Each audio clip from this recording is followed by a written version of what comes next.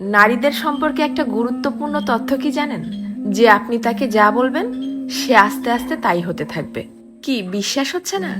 এই যেমন ধরেন আপনি তাকে বললেন যে তুমি দেখতে কিন্তু ভারী মিষ্টি, তখন সে পরিপাটি হয়ে নিজেকে আরো গুছিয়ে রাখা শুরু করবে। আপনি যদি তাকে ভালো বলেন সে আরো ভালো হতে থাকবে।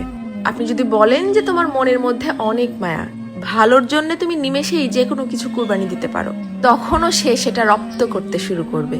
কিন্তু যখনই আপনি তার খুঁত ধরা শুরু করবেন, তার ছোট ছোট ভুলগুলোকে বড় বানিয়ে তাকে সবার সামনে অপমান করে ছোট করবেন, সে এটা পারে না, সে ওটা করে না, সে একজন বেয়াদব, সে একজন অসভ্য, মুখে মুখে তর্ক করে, সে একজন মারাত্মক রাগী তেজি জিদ্দি মহিলা, এ ধরনের কথাগুলো যখন তাকে কষ্ট দিয়ে বলবেন, সে কিন্তু আস্তে আস্তে তাই হতে থাকবে। কারণ তখন সে ইতোমধ্যেই জেনে গেছে যে আমার আর ভালো কিছু প্রকাশ করার মতো কিছু নেই।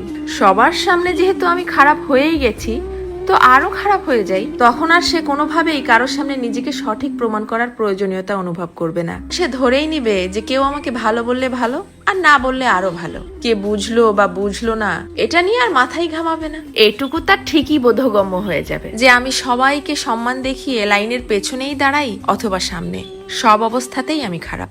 আর এভাবেই আস্তে আস্তে আপনি তাকে হারিয়ে ফেলবেন। আর একজন নারী কখনোই একদিনে বা একটা কারণে নিজেকে সরিয়ে নেয় না, এর পেছনে থাকে কোটি কোটি কারণ।